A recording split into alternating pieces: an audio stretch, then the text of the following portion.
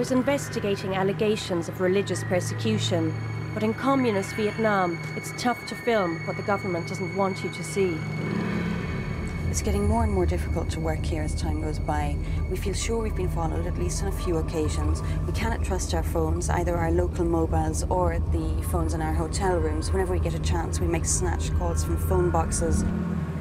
30 years ago, Vietnam defeated America on the battlefield. Now its rulers say they're fighting a new invasion. Evangelical Protestants who want to convert the Vietnamese to Christianity and American values. Amen. Amen. Amen.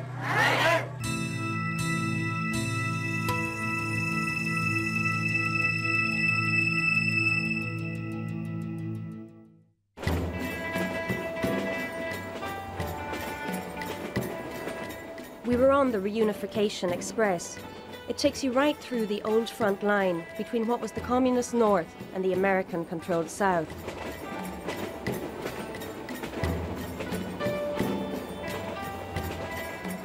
With us was a government minder, Mr. Ding Ling.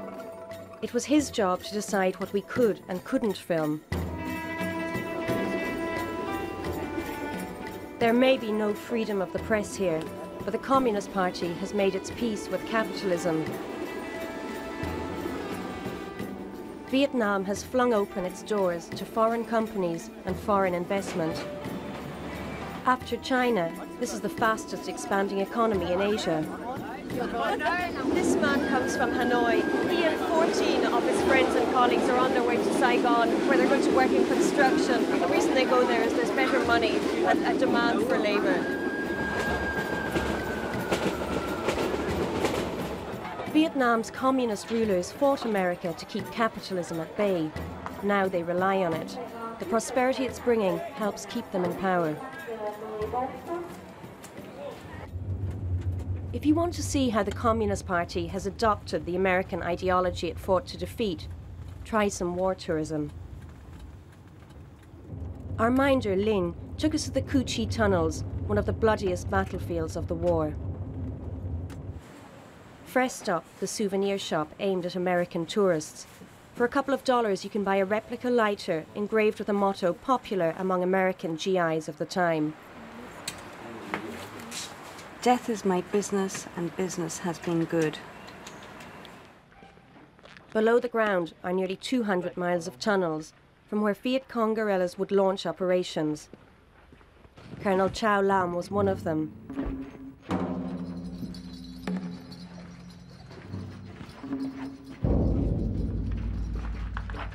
For $1 a bullet, you can even fire a Viet Cong Kalashnikov. Colonel Chow said the tunnels had been widened to accommodate American tourists. I see what he means. He said the Americans used to try and come into the tunnels. Not only was it too dangerous for them, they used to get killed. They were simply too big to fit in there. Their soldiers were huge compared to the Vietnamese. The tunnels have become a major tourist attraction. He said when the US veterans came back here first, they were hesitant. He said, but that was natural because they were the soldiers from the losing side. He said, we expressed hospitality to them and we shook hands, we saluted each other as soldiers, so we look forward instead of looking back.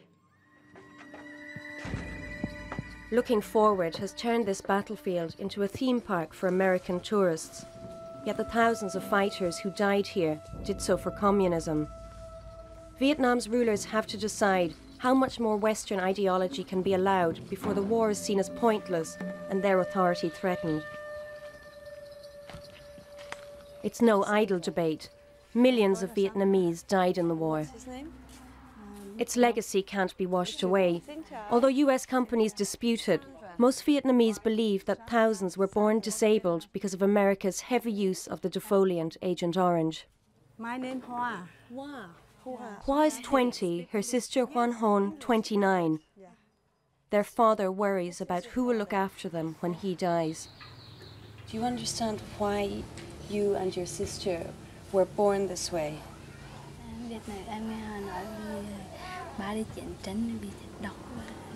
She said she doesn't know why they were born like this, except from what people have told her. Her father served as a soldier in the army, and it may be that he was affected by Agent Orange and then passed it on to them.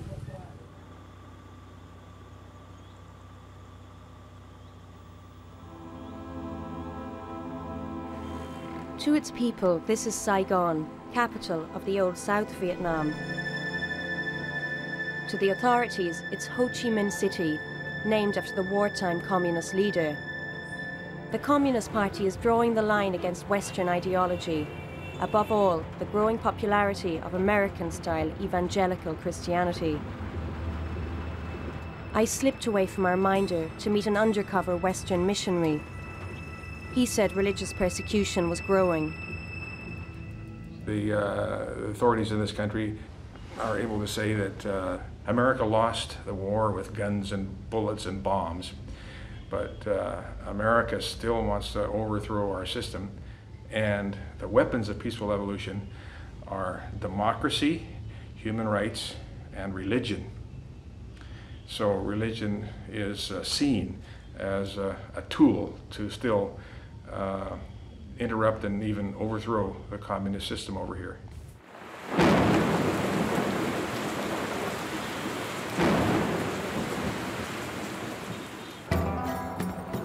Our official tour took us to Hanoi, Vietnam's capital. Its center is dominated by the vast edifice of Ho Chi Minh's tomb. I'd seen leaked government documents portraying evangelical Christianity as a plot to destroy Ho Chi Minh's legacy. Here every day to pay worship and to show the respect to President Ho Chi Minh. But Lin insisted there was religious freedom. He reluctantly agreed to take us to the only government-approved Protestant church in Hanoi.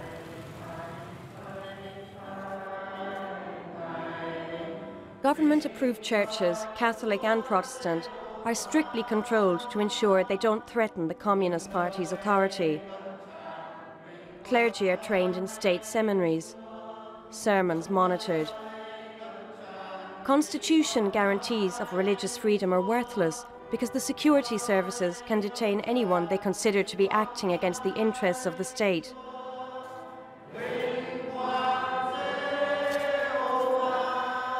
For Christians, it's dangerous to speak out. But to our minder's shock, that's exactly what someone did. They will answer if I'm a translator. I'm sorry, but they ordered that. That's okay, isn't it, Ling? Because you will also be here. A young woman called Huyen took me over to some men from the countryside who said they were being persecuted for their faith. They said they were Zhao tribesmen from the far north, that where they lived there were no approved Protestant churches, so they worshipped in illegal house churches. They have a house church. We just come in the house and we worship together.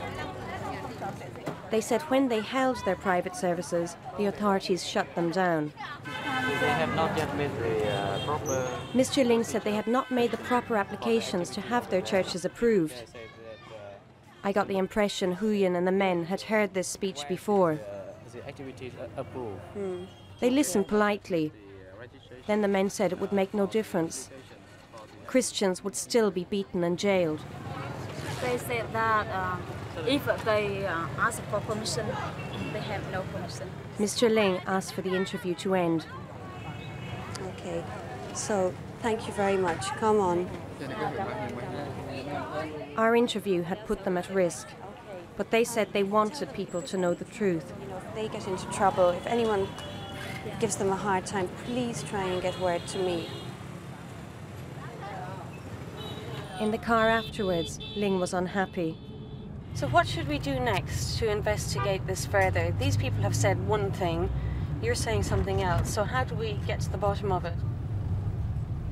Lin's job was to stop us finding out more. Can we go there and go to one of their house churches? There was no response. We were worried our videotapes from the church might be confiscated. We made copies and arranged for them to be smuggled out of the country. It was just as well. Before we left Vietnam, the tapes from the church were indeed confiscated.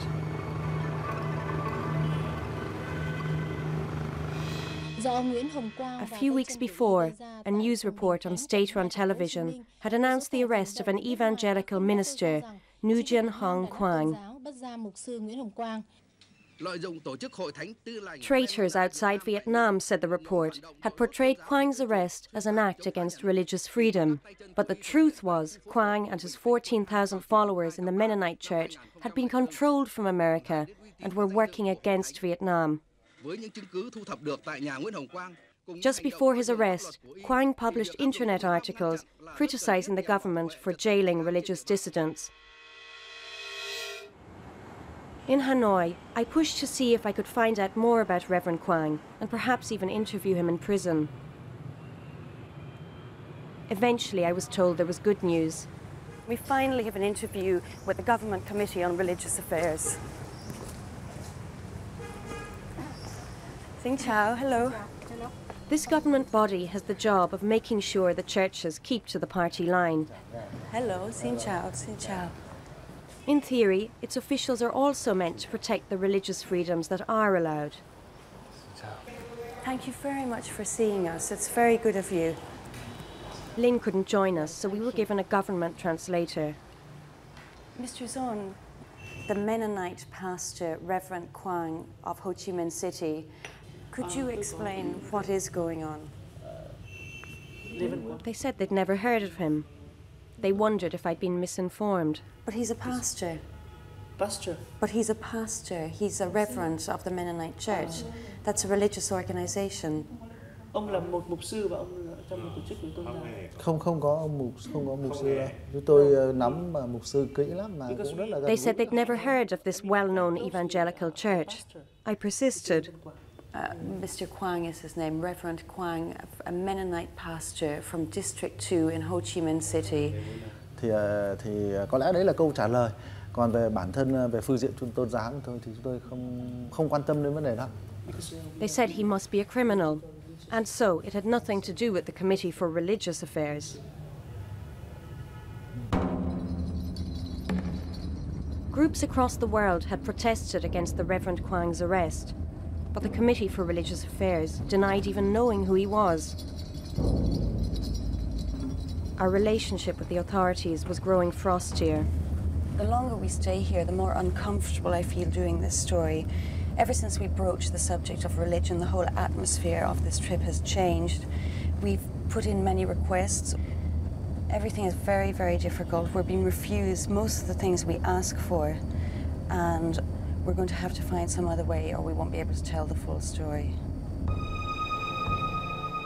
Using public call boxes, we arranged a series of clandestine meetings with church workers. Each led us closer to tracking down the Reverend Quang's wife. One night, after Ling had left us for the day, I slipped out and hired a passing motorbike taxi in the street.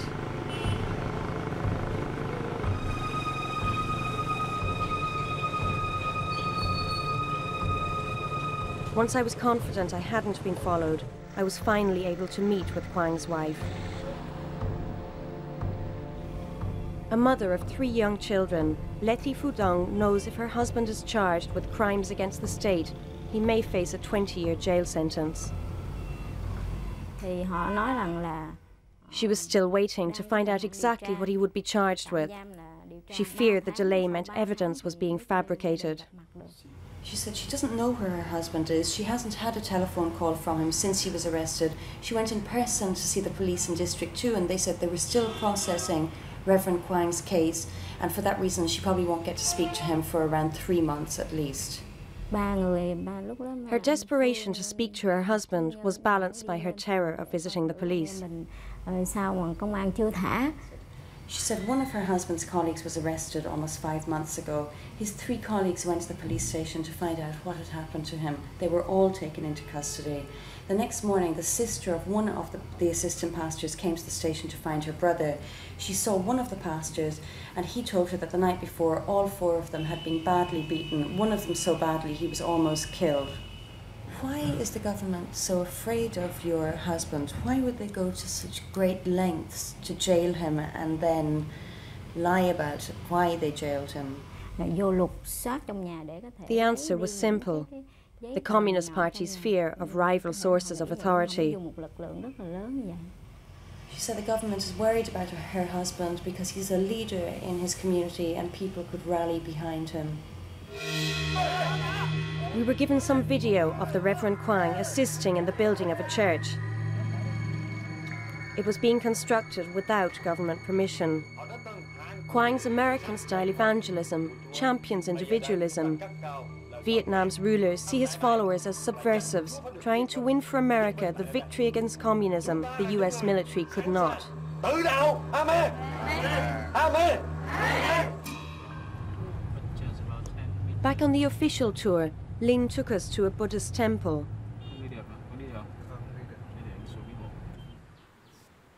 Half the Vietnamese follow Buddhism. Linh said a prayer for the success of our project.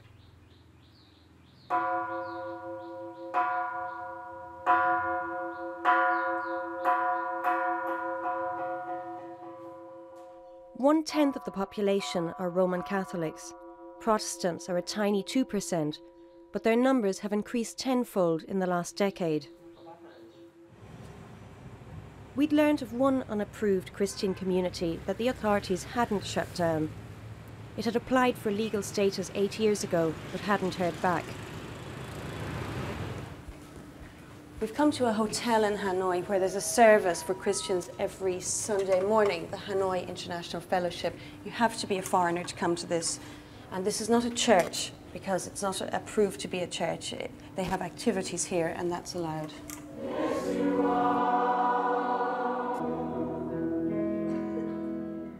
Such is the sensitivity about religion here, we had to be careful about filming faces.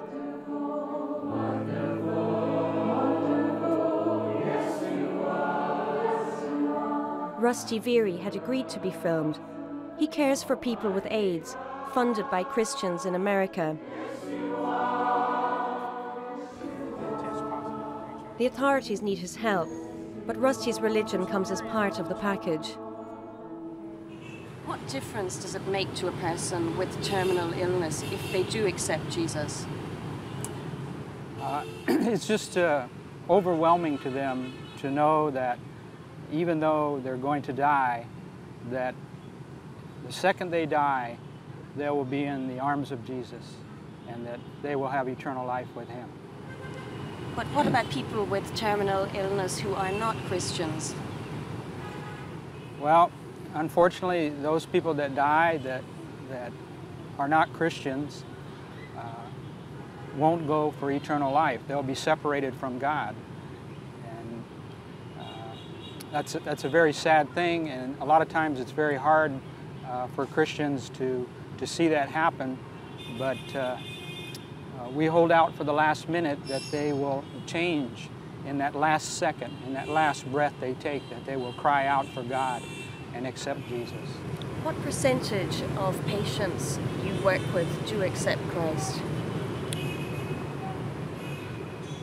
Probably about 90% do accept Christ. And so do some of their family members. Exactly what the communist authorities don't want to hear. We went to meet Madame Thon Nhu Thit Ninh, a spokeswoman for external affairs. I wanted to ask, wasn't American-style religion a price Vietnam had to pay for opening up to capitalism? Hello. You're Sandra? I'm Sandra. Madame Ninh, lovely to meet you. She felt Vietnam had quite enough religion. Some of those churches think that it's their moral duty and that the time is ripe and the conditions favorable for them to come and spread the faith. Now, if you ask me my personal opinion, I find it makes me uneasy. It seems to me that if I saw a Vietnamese citizen, proselytizing a Vietnamese citizen, I'd say, well, he can try. He might succeed, he might not. But I would feel that it's free from interference and pressure. But, I mean, this is the 21st century. That's not the kind of transfer of I don't know, know-how or knowledge or wisdom that we need. We need other things, not that. We have enough religion here, We're not in a religion deficit situation, you know. Some Christians will continue to be locked up to preserve the authority of the Communist Party. Once again, we were without our minder. Hello? Okay, fine, brilliant. Okay, so we'll keep going. We wanted to visit one of the most revered figures in the Christian community, but it needed to be done discreetly. We're not sure if we're being followed or not. We have to be as vigilant as possible, but at the same time there's so many people, it could be anybody following us. We know we've been followed before by people on scooters. We managed to give them the slip that time. We arrived at the Roman Catholic Church of the Redeemer. We'd been given instructions as to where Father Chan Tin would be waiting. He is 84 years old and has spent years under village arrest, a form of internal exile. His long struggle with the Communist Party means he's respected by all denominations.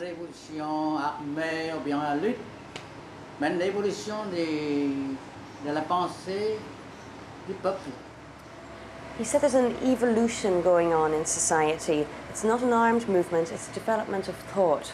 People want liberty. They see economic progress, but they don't see the same progress in human rights. Je suis pour le Vietnam, mais je lutte pour l'homme, pour le Vietnamien, non pas pour le communiste, pour un régime dictature. He said he fights for Vietnam, but for the individual, not for a dictatorial communist state. Are you allowed to say that? D'après le gouvernement, c'est illégal. Parce qu'il n'y a pas de défense de parler des violations des droits de l'homme au Vietnam. He said, according to the state, what I've just said is not legal, but I believe it's true because I see the state commit human rights abuses on a daily basis, so I should say it. We'd been invited to the July 4th celebrations at an American club in Hanoi. The communists invited in capitalism because they needed the prosperity it brought to stay in power. The USA is now Vietnam's largest trading partner. The ambassador, Raymond Burkhardt, believes if the religious crackdown continues, America could exploit this dependence. What are the repercussions for Vietnam if they continue to repress Christians? Well, it could lead to slower pace and normalization with us and possibly other countries also. High-level visits could end up being delayed. It could be seen as something that wasn't desirable to do, to have that kind of high-level dialogue. You could start to see, and eventually you could even start to see various forms of economic sanctions imposed. The Communist Party is desperately fighting to hold its ground. But American economic power and the attraction of American ideology is slowly managing to achieve what military power never could.